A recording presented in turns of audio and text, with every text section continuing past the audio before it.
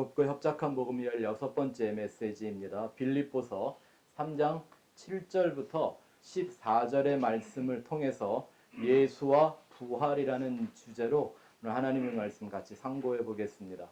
빌립보서 3장 7절부터 14절입니다. 우리 같이 하나님의 말씀을 함께 큰 소리로 봉독하겠습니다. 그러나 무엇이든지 내게 유익하던 것을 내가 그리스도를 위하여 다 해로 여길 뿐더러 또한 모든 것을 해로 여김은 내 주 그리스도 예수를 아는 지식이 가장 고상하기 때문이라. 내가 그를 위하여 모든 것을 잃어버리고 배설물로 여김은 그리스도를 얻고 그 안에서 발견되려 함이니 내가 가진 의는 율법에서 난 것이 아니요 오직 그리스도를 믿음으로 말미암은 것이니 곧 믿음으로 하나님께로부터 난 의라. 내가 그리스도와 그 부활의 권능과 그 고난의 참여함을 알고자 하여 그의 죽으심을 본받아 어떻게 해서든지 죽은 자 가운데서 부활에 이르려 하노니 내가 이미 얻었다 함도 아니요 온전히 이루었다 함도 아니라 오직 내가 그리스도 예수께 잡힌받은 그것을 잡으려고 달려가노라. 형제들아, 나는 아직 내가 잡은 줄로 여기지 아니하고 오직 한 일, 즉 뒤에 있는 것은 잊어버리고 앞에 있는 것을 잡으려고 표대를 향하여 그리스도 예수 안에서 하나님이 위에서 부르신 부름의 상을 위하여 달려가노라. 아멘.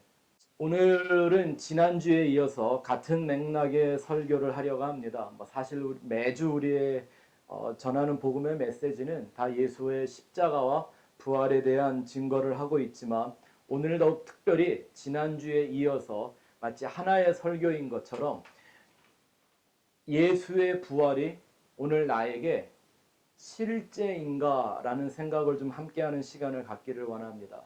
지난주에는 예수님의 십자가가 과연 나에게 단지 영적인 관념이나 기독교적인 하나의 신념으로 끝나는 것이 아니라 정말 나를 내 육신에 대하여 세상에 대하여 죽게 하는, 나를 부인하게 하고 십자가를 지게 하는 실제인가, 아니면 그저 하나의 기독교적인 상징이며 하나의 관념으로만 내가 소유하고 있는가 살펴보았던 것처럼 오늘은 역시 예수님의 이 부활이 정말 나를 살게 하는, 하나님을 향하여 영원한 의를 향하여 살게 하는 진정한 실제적인 생명의 역사인가를 함께 확인하는 시간들을 좀 가질 수 있으면 정말 좋겠습니다. 개개인도 마찬가지지만 여러분 교회들도 마찬가지라는 생각을 여러분들 마음속에 잘 담아 놓으시기를 바랍니다. 진정 예수의 십자가와 부활만을 전하는 교회인가 아닌가 라는 것은 이 고난주간이나 부활주일에 보면 알 수 없습니다. 어떤 교회라도요, 심지어 사예비 2단 교회라도 고난주간에는 예수의 십자가에 대해서 어쨌든 설교하려고 하고 부활주일엔 누구든지 예수님의 부활 사건에 대한 설교를 합니다. 이걸로 봐갖고는 그 교회가 정말 예수의 십자가와 부활 안에만 거하는 진짜 교회인가 아닌가를 볼 수가 없죠. 언제 확인이 돼요? 1년이 52주라면 요 2주 빼놓고 나머지 50주를 뭐에 대하여 설교를 하는가 보면 알 수 있겠죠. 개개인도 마찬가지입니다. 내가 예수님의 십자가와 부활을 정말 이토록 신중하게, 정말 우리가 그렇게 신중하게 생각하는지 모르겠습니다. 제가 이 말을 오늘 안 하고 지나가려고 그랬는데 자꾸 제 마음에 감동이 있어서 꼭 해야 될 것 같습니다. 회개 같은 고백인데요. 우리 김 권사님의 기도 가운데 이 복음을 위해 온님을 당하는 김 목사님을 위해서 기도해 주셨는데 저는 왜 그 말이 그렇게 오늘 찔리는지 모르겠습니다. 늘 듣는 말이고 늘 생각하는 말인데 내가 정말 온 힘을 다했나?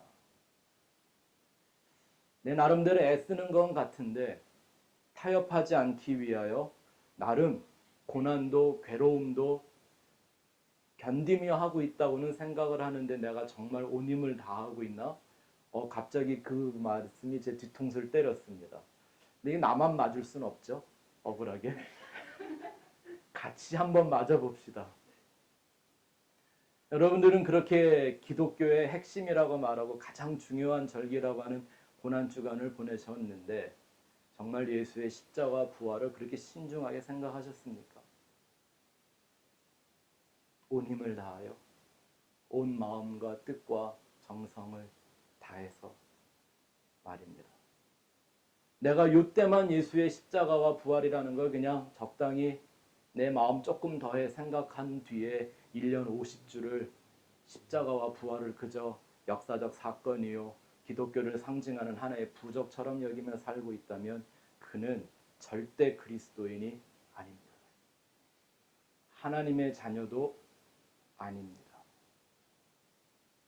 마치 예수의 십자가와 부활이라는 메시지와 그걸 추구하는 나의 간절한 목마름이 요때가 지나면 한 주만 지나도 마치 안개가 사라지는 것처럼 사라져버린다면 그러한 교회, 그러한 교인들 절대 그리스도인이 아닌 것을 아직은 여러분들이 마음에 새겨두시면 좋겠습니다.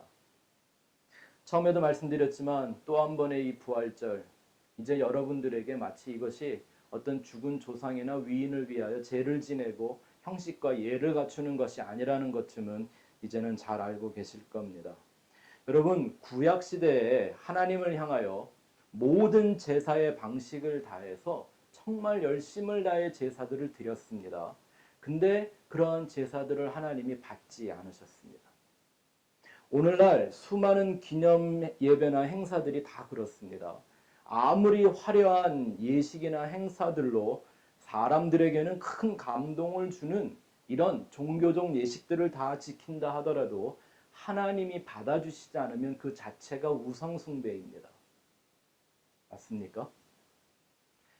구약에 기록된 우상숭배에 대한 하나님의 반응이 뭐였죠? 우상을 숭배하면 어떻게 하시겠다고요? 3대를 멸하신다 그랬습니다. 할렐루야. 누가 그걸 좋아하래요? 동의하라 그러는 거지. 아니 구약엔 하나님이 그러셨잖아요. 우상을 섬기면 하나님을 우상으로 바꿔버리면 아주 그냥 3대를 멸해버리겠다고 하셨는데 그보다 더 무서운 게 뭔지 아십니까? 내가 여전히 우상 숭배에 빠져 있는데 하나님이 나의 3대를 멸하지 않고 내버려 두는 겁니다. 버려두시는 겁니다. 그것이 복음인 줄 착각하고 오해하고 살다가 그냥 지옥의 멸망길로 빠지도록 내버려 두시는 겁니다. 믿고 싶은 대로 믿도록 하나님이 간섭하지 않는 겁니다. 분명 가라지 맞는데 알곡이 아닌 가라지 맞는데 분명 양이 아니고 아직도 거듭나지 못한 염소 확실한데 양의 탈은 쓰고 있지만 그 속엔 늑대가 분명하고 회칠한 무덤인데 하나님이 간섭 안 하시는 거예요. 이게 더 무섭지 않습니까?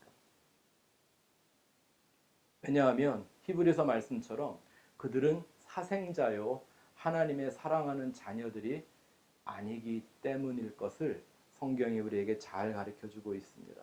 그렇다면 하나님의 참된 그 아들들 속에는 반드시 어떤 영적인 일들이 이루어져 가고 있겠죠. 예수 그리스도와 십자가와 그 부활만이 구원의 길이고 생명의 길이고 하나님의 아들의 축복을 누리는 방식이라면 반드시 그들 속에는 어떠한 현상들이 영적인 일들이 이루어지고 있을 것입니다. 어떻게 그것을 우리가 진단하고 구별할 수 있겠습니까? 첫 번째 하나는 이런 거라고 생각이 됩니다. 그건 과연 나의 심령이 그 예수와 십자가와 부활의 진리를 끊임없이 추구하고 있는가를 진단해 보면 알 수 있습니다. 예수님이 이런 말씀을 하셨습니다. 천국은 이와 같다는 비유를 말씀하시면서 밭에 감추인 보화를 찾은 농부와 같다고 그랬습니다. 여러분이라면 어떻겠습니까? 밭에 감추인 보화를 내가 찾았습니다. 보물을 발견한 거예요. 네? 자기 밭도 아니고 남의 밭인데 주인이 따로 있는 밭이었는데 이 사람은 그날부터 무슨 생각만 해요? 그 보물밖에 생각하는 게 없습니다. 성경에 뭐라 그러냐면 그 보화를 그 보물을 갖고 싶어서 그 밭을 사야 하지 않습니까? 왜냐하면 보물만 얘기했다가는 뺏길 수 있으니까 그죠? 뭐 해야 돼요? 이런 지혜가 있어야 돼. 그 가치를 사야죠. 그럼 보물이 내 거잖아요, 자연히. 그러니까 그 가치를 사기 위해서 뭐 하는 거예요? 자기의 가진 모든 걸 다 팔아버리는 거예요. 오늘 우리가 읽었던 본문의 말씀과 동일한 얘기죠. 예수 그리스도를 아는 지식을 위하여 나를 유익하게 하던 것 또한 내가 유익하다고 생각하던 모든 걸 배설물처럼 여기며 버리는 거예요. 그 보물을 내 안에 소유하기까지는 보물에 대한 생각을 멈출 수 없는 농부와 같이 바로 이 십자가와 예수가 내 인생의 유일한 최고의 보물이라고 생각한다면 어찌 그들의 마음속에 이 예수와 십자가와 부활에 대한 그 집념이 어느 순간에 멈출 수 있겠습니까? 혹 인간의 연약함 때문에 내가 한눈을 팔 수도 있고 내 마음이 다른 데로 향하는 것 같아가도 어떻게? 마치 오뚜기는 넘어뜨려도 꼭 일어나는 것처럼 그 십자가 밑에 자리로 돌아오는 심령들이 되지 않겠습니까? 그래서 내 안에 그 예수를 향한 아버지 하나님의 믿음만, 하나님은 나한테 그 믿음만 선물로 주셨잖아요. 그렇죠? 하나님은 내게 무슨 병 고치는 믿음이나 세상에서 형통하는 믿음 이런 걸 선물로 주신 게 아닙니다. 오직 예수 그리스도의 그 피를 믿는 아버지의 믿음이 우리에게 주어졌는데 그 믿음 하나를 남기기 위하여 모든 불순물들을 다 소멸해버리는 겁니다. 이걸 연단이라고 하는 거고요. 그 믿음을 가질 때 정금과 같은 믿음을 가졌다고 얘기하는 겁니다. 생각해 보세요. 하나님의 믿음이 무슨 세상에서 형통하고 잘 되는 이런 믿음 가졌을까요? 하나님이 무슨 병 고치고 귀신 쫓아내는 이런 능력 얻기 위한 믿음을 소유하셨을까요? 그런 거 아니죠. 하나님이 우리 인생들에게 유일한 구원의 길로 주신 아버지의 믿음은 그 아들을 믿는 믿음, 그거 하나밖에는 없다라는 걸 우리가 잘 생각해야 합니다. 그래서 이렇게 하나님의 자녀요, 알곡이요, 양이 된 성도들은 그 하나님을 경외하는 마음으로 이 삶의 실제적인 영적 증거들을 끊임없이 자기의 삶 속에서 발견하려 하고 그걸 추구하려고 합니다. 그리고 그것이 내 삶 속에 실제화되지 않을 때 그 두려움을 갖기 시작합니다. 그래서 성경 말씀에 여호와를 경외하는 것이 모든 지식의 근본이라고 말씀을 하는 거죠. 하지만 놀랍게도 이상한 게 가라지나 이런 염소들이나 양을 탈을 쓴 늑대들은요 두려움이 없습니다. 오히려 알곡들은 양들은 혹시 내가 가짜일까 하는 두려움에 하나님 앞에 언제나 엎드리고 그 살아있는 증거를 갖기 원하는데 오히려 가라지들은 뻔뻔합니다. 내가 아니면 누가 천국에 가리 뭐 이런 식이죠. 예? 나 정도가 양이 아니면 이 세상에 다 무슨 다 염소지 무슨 양은 다 말라 죽었지 이런 생각하고 스스로 자위하죠. 스스로 자기를 숭배하는 모습을 갖고 하나님에 대한 두려움이 없습니다. 자기의 의의를 조차 버리지 못하는 인생이기에 여전히 어떤 종교적인 신념이나 이런 자존심만 가지고 살아가는 겁니다. 예수의 십자가가 아님에도 불구하고 자기를 만족시키는 이런 허망한 것들에 대한 이 목마름이 그 사람 속에서 끊이지 않습니다. 이런 사람들은요, 자기가 천국 문 앞에서 예수님이 내가 너희를 도무지 알지 못하나니 나를 떠나가라고 얘기해도 그 이유가 뭔지조차 모르는 사람들입니다. 왜? 생각해 본 적이 없으니까. 두려워해 본 적이 없으니까요. 그 답을 얻기 위해서 몸부림쳐 본 적이 없기 때문입니다. 이렇게 하나님께서 나를 그 십자가의 진리로 인도해 가시는, 나를 끌고 가시는 것에 대한 내 삶의 실제가 나타나지 않는다는 것에 대하여 두려움이 없다면 그들은 예수 그리스도에 대하여 처음부터 다시 배워야 합니다.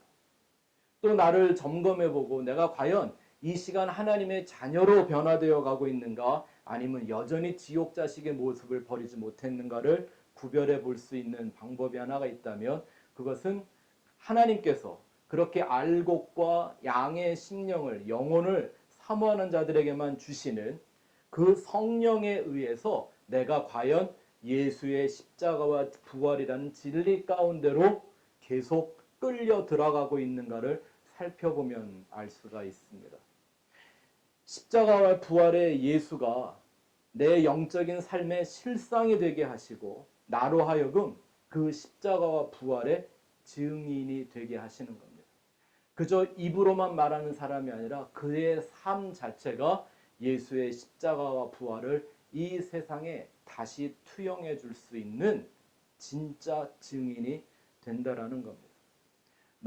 내 육신은 비록 이 세상에 살고 있지만 세상에 속하지 않고 하늘에 속한 영혼이라는 것을 증명하는 그 역사가 내 삶 속에서 일어나는 거죠. 왜? 그게 복음의 방향이잖아요. 그것이 하나님이 우리를 하나님의 나라로 끌고 들어가는 방향이지 않습니까? 예수만 그런 인생을 산 게 아니라 선지자들도 그랬고 사도들도 그랬으며 초대교회 모든 성도들이 그랬던 것이 예수님의 그 삶을 십자가 부활을 마치 카피한 듯 자기의 삶을 통하여 다시 그려냅니다. 하나님이 하시는 일입니다. 그들의 마음과 입에서는 예수와 십자가에 대한 고백이 끊이지 않았습니다. 뭐 이런 거 있잖아요, 여러분. 돈 좋아하는 사람들은 돈에 대한 생각과 말이 멈추질 않잖아요. 네? 제가 목회를 하면서 언제나 기운이 빠질 때가 언제였냐면요. 뭐 특별히 무슨 새벽 기도회 한번 하자 그러면 안 나오던 형제들이 골프 치자고 새벽에 예약을 해놓으면 저보다 30분씩 먼저 와서 기다리고 있다라는 거죠. 신나는 골프 치는 날 그 순간 내 마음의 기운이 쪽쪽 빠집니다. 그리고 이 사람들은 골프에 대한 얘기로 정신을 못 차립니다. 예수가 과연 그만큼이나 중요할까요? 인생에? 성경을 적용하는 삶이라는 건 여러분, 이런 예수의 십자가와 부활에 대한 진리의 고백들이 내 안에서 쉬지 않고 나타나게 되는 것을 말합니다. 성경을 적용한다는 게 무슨 성경에서 이상한 교훈들이나 만들어내 갖고 종교 놀이를 반복하는 그런 거 아닙니다.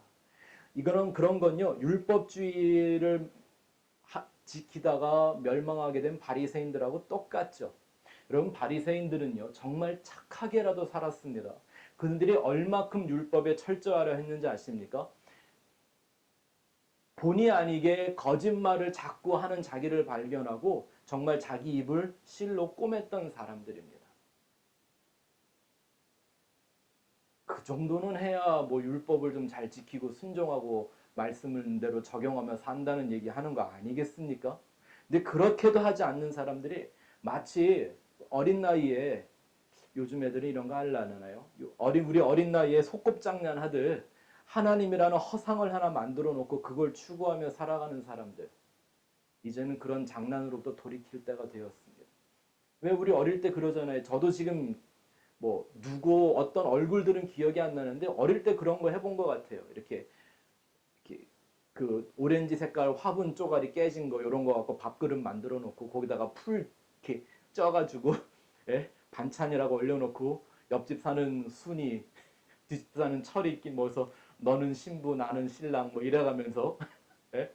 뭔지도 모르면서 그리고 소꿉장년의 재미가 끝나면 그냥 여전히 자기 집으로 돌아가 아무 상관도 없는 사람들이 된 것처럼 요즘 예수와 그런 신랑 신부 놀이하는 사람들이 얼마나 많은지 아십니까? 믿음이 십자가 부활에 대한 이 신앙이 실제가 아니랍니다. 그걸 실제화하기 위하여 내가 정말 온 힘을 다하고 있지 않다면 여러분들의 마음속에서 이런 결단이 새로워지는 부활주일이면 우리 모두에게 큰 축복이라고 생각이 됩니다. 주님은 이런 경건의 모양은 있지만 경건의 능력은 부인하는 자들에게서 돌아서라 그랬습니다. 왜 그러시죠? 디모데후서 3장 5절 7절 같이 읽어보겠습니다. 시작.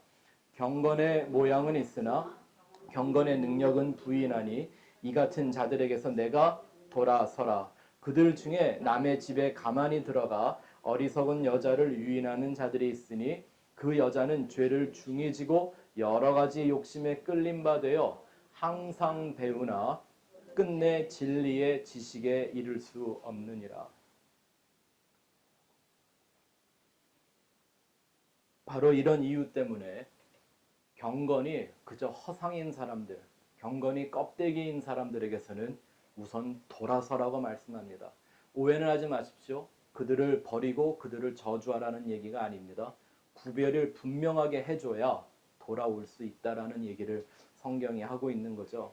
여러분들에게 다시 한번 여쭤봅니다. 예수의 십자가와 부활이 여러분에게는 얼마나 중요합니까? 얼마나 중요한 일입니까? 이 예수와 십자가의 부활이 그저 종교적인 신념이나 관념이 될 땐 아무 소용없습니다. 꼭 명심하시기 바랍니다. 지난주에도 거듭 말씀드린 것처럼 십자가 부활이 지금 나를 예수의 사람으로, 교회 댕기는 교인이 아닌 예수의 사람으로 확증하는 실제가 아니라면 도대체 우리는 하나님 앞에 가서 나를 무엇으로, 나의 아이덴티피케이션, 나를 어떻게 아이덴티파이 할 수 있겠습니까? 여러분, 경찰이 길거리에서 여러분 붙잡으면 뭐부터 보자 그래요? 여러분이 뭐 키가 얼마인지, 머리 색깔이 뭐 어떤지, 뭐 이쁜지 안 이쁜지, 뭐 오버웨이트인지 아닌지 이런 거 관심 없어요. 경찰들은요. 뭘 먼저 보자 그래요? 내가 갖고 다니는 그 요만한 쪼가리 하나, 신분증, 그죠? 또 국가에서 나에게 준 그 숫자 몇 개, 이걸로 나의 신원을 조사하잖아요. 근데 그것마저 없다 그러면 그 순간 이 사람은 범법자가 되고 말죠.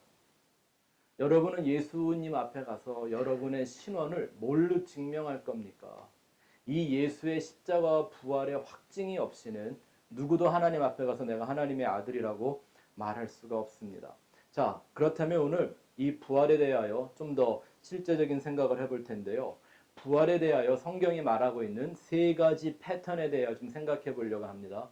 과연 내가 지금 어디쯤 와 있는지, 어디에 속해 있는지, 내가 무엇을 바라며 살았는지를 오늘 스스로 한번 여러분이 점검해 보시는 시간이 되었으면 좋겠습니다. 자, 첫 번째는 성경에 이렇게 부활에 대하여 믿었던 사람들이 있습니다. 부활이 있다고 믿은 게 아니라 부활이 없다고 믿었던 사두개인들. 영어로는 Sadducees라고 하죠. 사두개인들. 자, 성경을 한번 읽어볼 텐데요. 여러분 성경을 좀 펴보시면 좋겠습니다. 마가복음 12장 18절에서 27절입니다. 마가복음 12장, 마가복음은 신약 성경에 있는 걸로 기억하고 있습니다.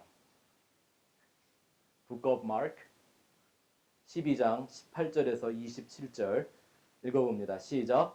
부활이 없다 하는 사두개인들이 예수께 와서 물어 이르되 선생님이여, 모세가 우리에게 써주기를 어떤 사람의 형이 자식이 없이 아내를 두고 죽으면 그 동생이 그 아내를 취하여 형을 위하여 상속자를 세울지니라 하였나이다. 7형제가 있었는데 마지가 아내를 취하였다가 상속자가 없이 죽고, 둘째도 그 여자를 취하였다가 상속자가 없이 죽고, 셋째도 그렇게 하여 7이 다 상속자가 없었고 최후의 여자도 죽었나이다. 7사람이 다 그를 아내로 취하였으니 부활 때 곧 그들이 살아날 때 그 중에 누구의 아내가 되리이까? 예수께서 이르시되 너희가 성경도 하나님의 능력도 알지 못함으로 오해함이 아니냐? 사람이 죽은 자 가운데서 살아날 때에는 장가도 아니가고 시집도 아니가고 하늘에 있는 천사들과 같으니라. 죽은 자가 살아난다는 것을 말할진대 너희가 모세의 책 중 가시나무 떨기에 관한 글에 하나님께서 모세에게 이르시되 나는 아브라함의 하나님이요 이삭의 하나님이요 야곱의 하나님이로라 하신 말씀을 읽어보지 못하였느냐? 하나님은 죽은 자의 하나님이 아니요 산 자의 하나님이시라. 너희가 크게 오해하였도다 하시니라. 아멘. 이 비유는 이건 비유가 아니고 사두개인들이 예수를 시험하기 위해서 와서 부활에 대하여 논쟁을 했던 거죠. 여러분, 그 당시에는요, 유대의 종교 시스템은 다양한 것들이 있거나 있었지만 우리가 성경을 통하여 아는 대표적인 몇 가지가 있었죠. 제사장 그룹이 있었고, 성경을 손으로 필사하는 서기관들이 있었고, 또 율법주의에 빠져 있었던 바리새인들이 있었고, 지금 여러분들이 보는 것처럼 성경을 보고 모세오경을 다 믿는다고 하면서 부활에 대하여는 믿지 않았던 사두개인들이 여기 나타납니다. 예수님이 부활에 대한 얘기를 자꾸 하시니까 와갖고 지금 시비를 거는 거예요. 그리고 그들이 펼쳐내는 논쟁의 이론이 어떤 건가요? 칠형제가 있었는데 예? 첫 형이 아내를 얻었는데 상속자, 자식이 없이 그냥 죽어버렸습니다. 모세 율법에 의하면 형사 취수제라고 하나요? 이런 제도가 있었어요.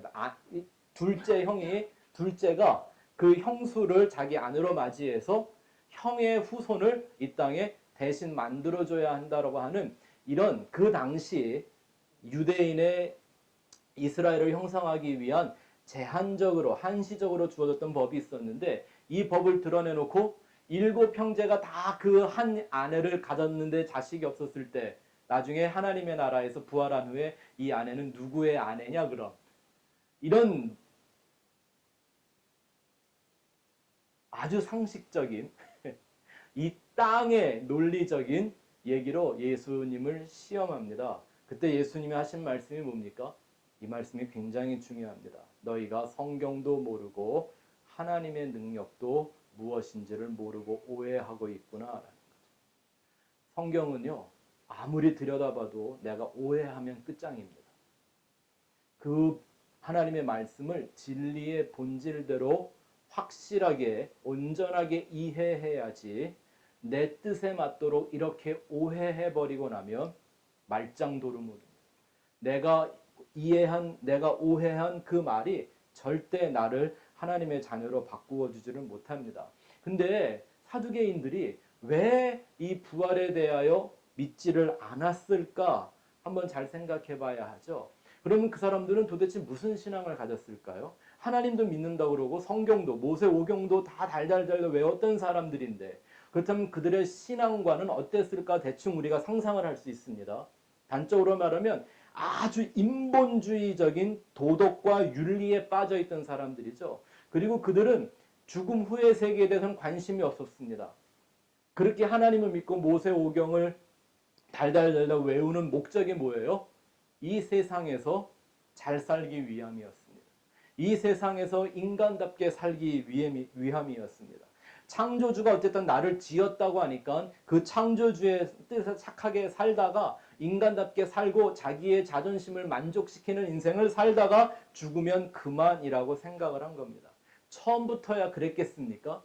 하지만 자꾸 이 세상의 것을 크게 보고 하나님이 준비한 그 영원이라는 것에 대한 생각이 작아지면 어느 순간 그 영원에 대한 생각은 사라져버리고 이 세상에 대한 욕망만 남아버린 겁니다. 이해가 되세요? 예수님은 그들을 향하여 너희들은 하나님 성경도 모르고 하나님의 말씀도 뭔지를 모르고 오해한 사람들이라고 얘기합니다. 그들의 생각과 마음은 그저 이 눈에 보이는 세상살이 그리고 이 세상에서 남들보다 조금 의롭게 살아간다고 하는 이런 종교적 우월감에 빠져 있던 겁니다.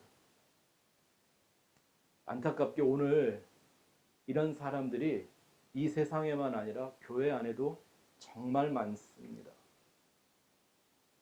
얼마나 철저하게 인본주의적인 해석에 빠져 있었는지 그들은 성경과 하나님의 능력도 오해할 만큼이었다고 합니다. 왜?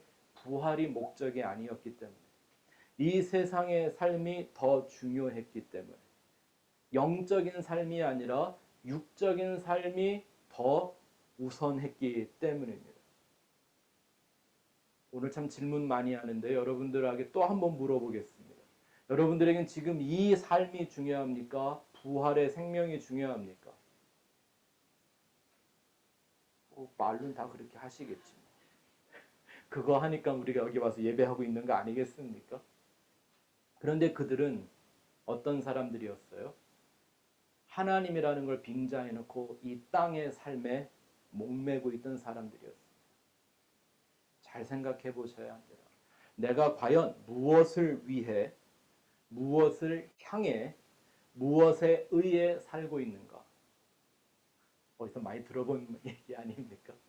한번 따라해 봅시다. 내가 지금 무엇을 위해, 무엇을 향해, 무엇에 의해 살고 있는가? 예수의 십자가와 부활이 그 무엇이 아니라면 그들은 사두개인들과 다를 바 없습니다. 저는 예수 믿는 사람들 중에 그런 사람들 많이 봤습니다. 예수 믿는다고 교회 다니는 사람들 중에 그냥 영원이라는 건 마치 따놓은 당상같이 생각하고 내가 뭐 어찌할 수 없는 거고 뭐 내 이렇게 살다가 그냥 교회 열심히 다니고 봉사하고 헌신하고 이렇게 하다 보면 죽으면 하나님이 좋은 데로 데려가시겠지. 이렇게 그냥 넋놓고 있는 사람들이요. 입으로는 믿는다고 하지만 그게 실상이 아니면 사두개인들과 다를 게 뭐가 있겠습니까? 그 사람들에게 혹시 갖고 있는 어떤 영원관 이런 걸 물어보면 다 얘기하는 게 뭐 천국 가서 무슨 진주문으로 지은 집에 살고 금으로 만든 토일렛에 똥 싸고 이런 생각만 하고 사는 겁니다. 예? 천국에 그런 거 없다고 지금 예수님 말씀하지 않고 있습니까? 사두개인들이 부활에 대하여 몰랐던 게 아닙니다. 부활에 대하여 오해하고 있었기 때문입니다. 그래서 부활을 향해 살고 있지 않고 부활을 살지 않았습니다. 그들을 향하여 예수님이 선포한 아주 두려운 말씀이 있죠. 하나님은 죽은 자의 하나님이 아니라 산 자의 하나님입니다. 또 두 번째 부활에 대한 패턴을 하나 볼까요? 이건 조금 낫습니다. 누구냐면 여러분들 다 잘 아시는 죽은 나사로의 누이들이었던 마르다와 마리아 얘기였습니다. 이 사람들은 부활을 믿기는 했습니다. 근데 무슨 부활만 믿었어요? 죽은 후에 얻게 되는 부활에 대한 얘기만 했었습니다. 요한복음 11장 23절 27절을 한번 잘 읽어보시죠. 우리가 잘 아는 말씀이죠. 시작. 예수께서 이르시되 내 오라비가 다시 살아나리라. 마르다가 이르되 마지막 날 부활 때에는 다시 살아날 줄을 내가 아나이다. 예수께서 이르시되 나는 부활이요 생명이니 나를 믿는 자는 죽어도 살겠고 무릇 살아서 나를 믿는 자는 영원히 죽지 아니하리니 이것을 내가 믿느냐 이르되 주여 그러하외다. 주는 그리스도시요 세상에 오시는 하나님의 아들이신 줄을 내가 믿나이다. 여러분 그 나사로의 죽은 사건 다 아시죠? 이건 더 이상 뭐 또 설명 안 해도 이 정도는 다 아시는 수준이라고 생각이 됩니다. 이때 예수님이 일부러 나사로가 무덤에 죽어서 썩음내가 펄펄 날 때까지 기다리신 다음에 제자들은 미리 보내시고요. 혼자 딴 데서 시간 때우고 건들건들 노시다가 아주 늦게 찾아오십니다. 의도적으로 그랬던 거죠. 그런데 그 예수를 만나자마자 이 나사로의 누이였던 마르다가 예수님 앞에 통곡을 하면서 예수님이 조금이라도 일찍 왔으면 우리 오라비가 살았을 거다. 나사로가 살았을 거다. 막 이러고 얘기를 하는 데서 일어났던 장면입니다. 근데 예수님이 뚝 하시는 말씀이 걱정하지 마라. 내 오라비가 다시 살아날 거다라고 말하니까 마르다가 자기가 가지고 있던 부활에 대한 신앙을 고백합니다. 근데 어떤 얘기를 해요? 네, 알고 있습니다. 마지막 날에 이게 무슨 뜻이에요? 내가 죽으면 부활하게 될 것은 알고 있습니다. 근데 그때 예수님이 이렇게 말씀하시죠. 그게 완전한 부활 신앙이 아니기 때문에 예수께서 이르시되 내가 부활이고 생명이기 때문에 무릇 나를 믿는 자는 죽어도 살겠고 살아서 믿으면 영원히 죽지 않는다. 그러면 살아서 예수를 믿으면 그 안에 이미 뭐가 이루어진 거라고요? 부활이 이루어진 거라고요. 이걸 믿느냐 하고 물어보니까 마르다가 예, 그거 믿습니다. 이렇게 대답을 안 하고 뭐라고 그래요? 네, 내가 믿는데 주님 당신은 그리스도, 곧 우리가 기다리던 그 메시아요. 하나님의 아들인 건 내가 믿습니다. 근데 뭘 모르는 거예요? 진짜 부활이 무엇인지를 모르는 거예요.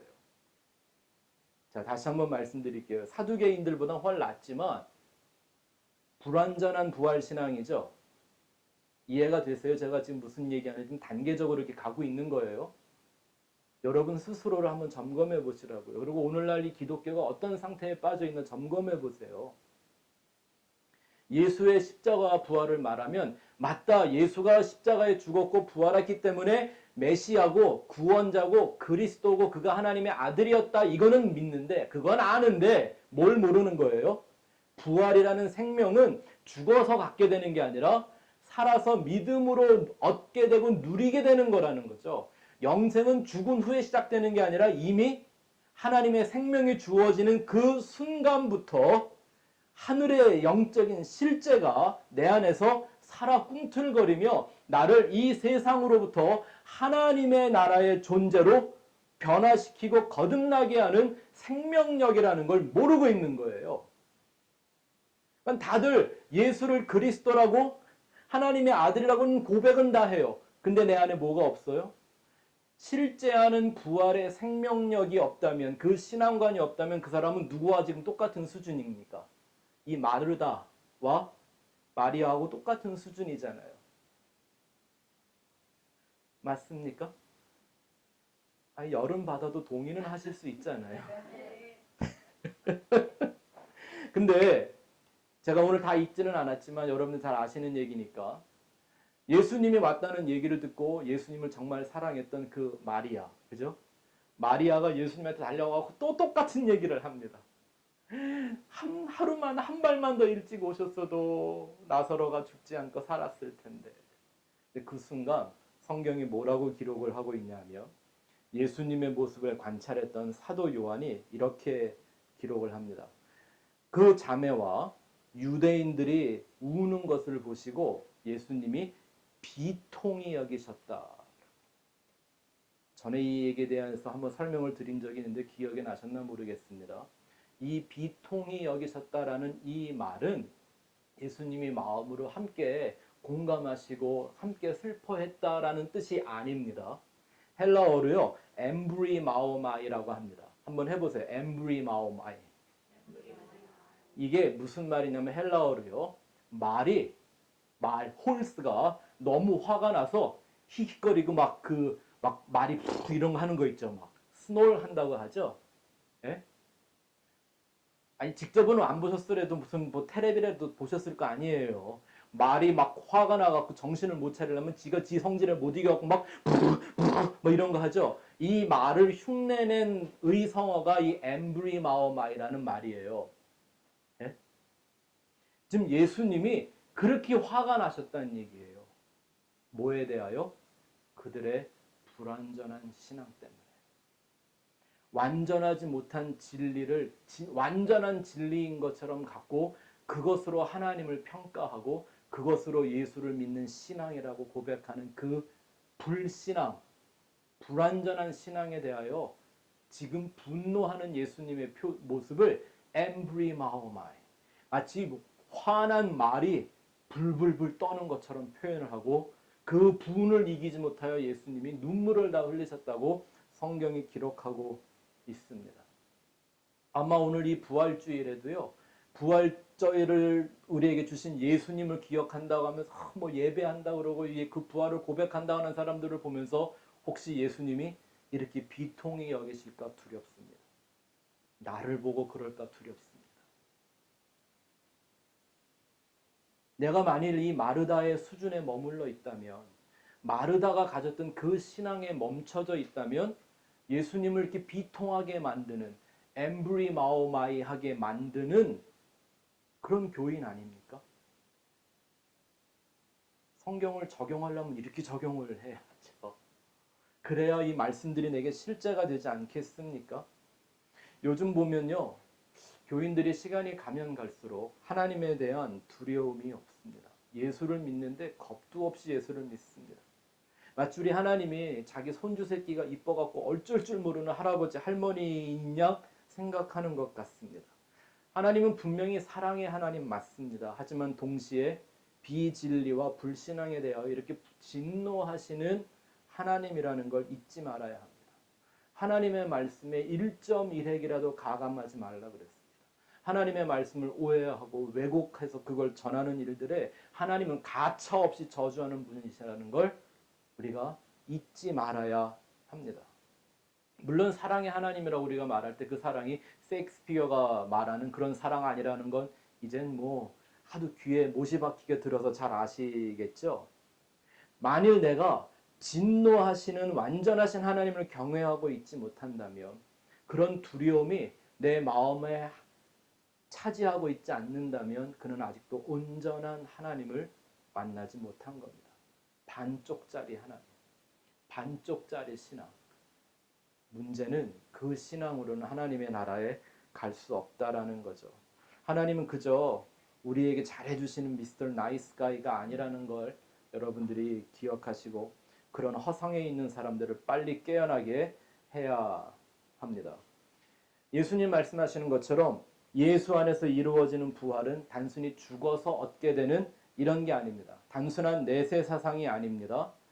예수님 자신이 부활이고 예수를 영접하여 믿는 그 자체가 바로 부활이라고 설명을 하면서 그 부활을 더 좋은 부활이라고 설명해 주는 구절이 있습니다. 히브리서 11장 35절을 읽어보죠. 시작.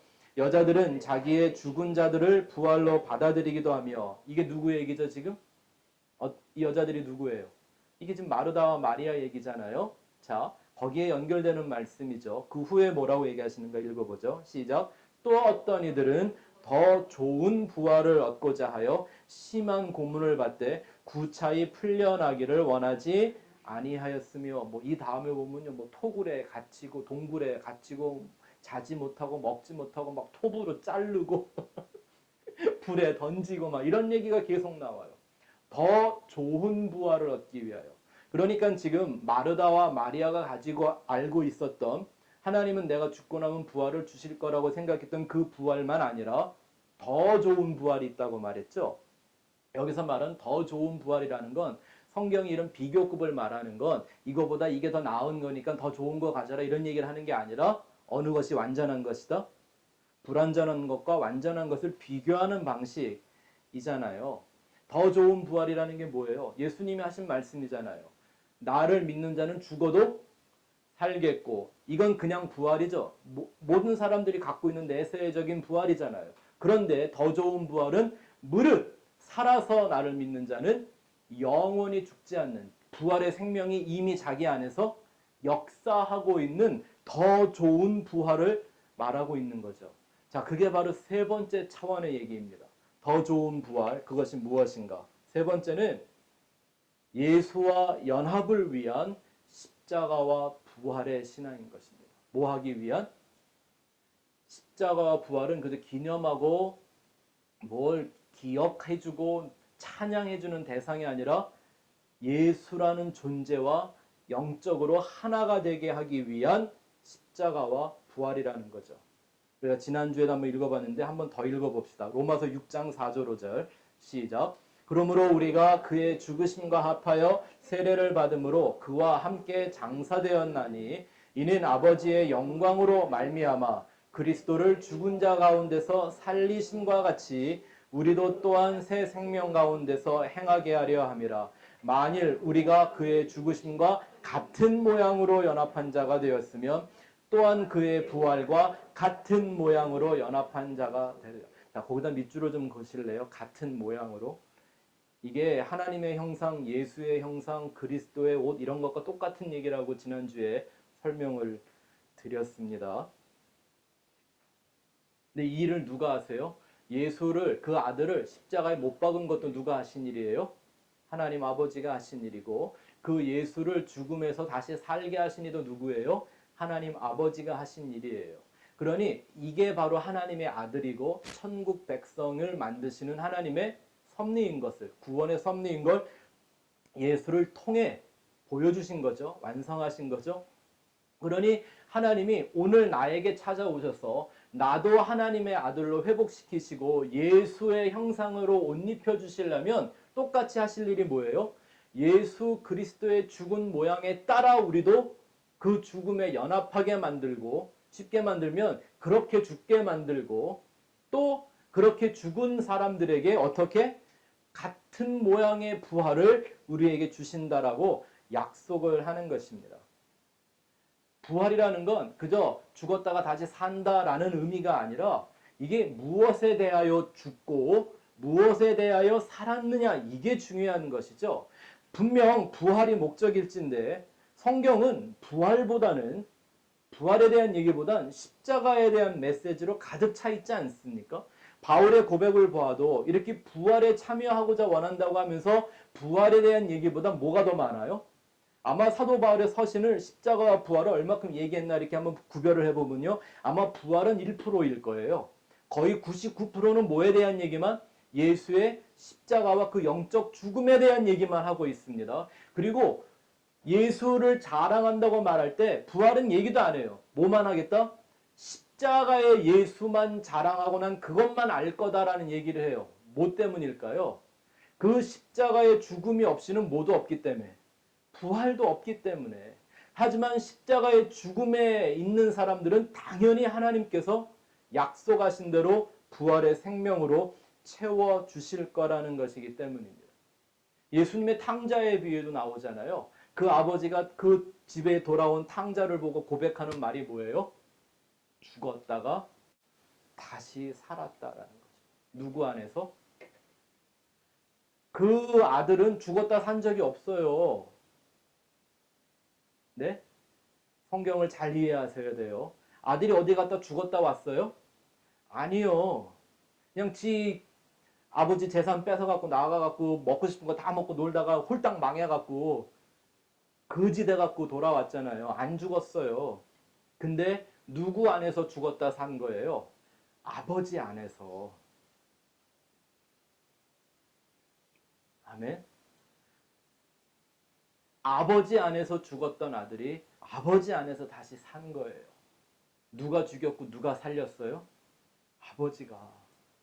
그 얘기 지금 하는 거지 않습니까? 그렇다면 이 살아서 믿는 자가 영원히 죽지 않는다고 하는 이 부활의 생명과 그 축복, 이걸 우리가 어떻게 깨닫고 실제화할 수 있을까요? 계속 실제화 얘기를 하니까 여러분들 마음속에 그건 뭐 하라고만 하지 마시고 하는 방법을 좀 가르쳐 주세요라는 마음이 여러분들한테 이렇게 쏙 올라오고는 있나요? 그러길 바라고 지금 2주를 이 똑같은 소리를 하고 있는 건데, 내 죄송한 말씀이지만 전 그 방법을 잘 몰라요. 누가 하실 일이기 때문에, 아버지가 하시는 일이기 때문에. 그런데 한 가지는 말해드릴 수 있어요. 한 가지. 예수의 십자가와 부활을 쉬지 않고 생각하고 말하는 거예요. 우리가 할 수 있는 건 그 이상 없습니다. 그 온전한 심령이 예수의 십자가와 부활을 향하면 그 다음 일은 누가 하세요? 아버지 하나님이 한 사람 한 사람의 형편에 맞게, 수준에 맞게, 실력에 맞게 역사하실 겁니다.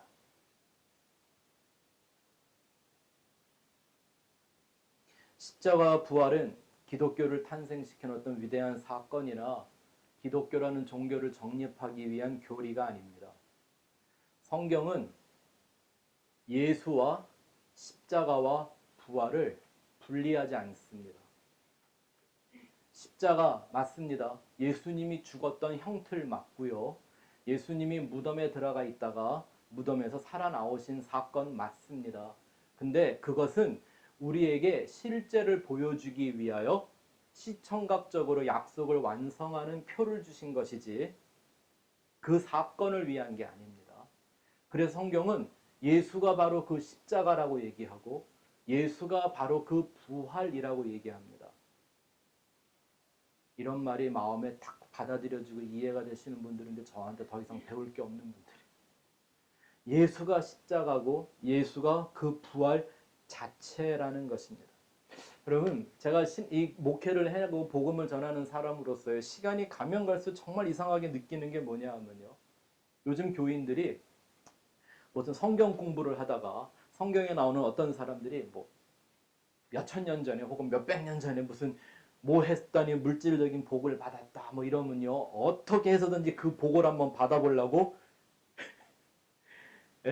그 성경에 나온 인물들이 행했던 일들을 갖고 별의별 이론과 교훈들을 아주 창조적으로 만들어 놓고 그걸 순종을 하니 막 적용을 하니 설레발을 떱니다. 네?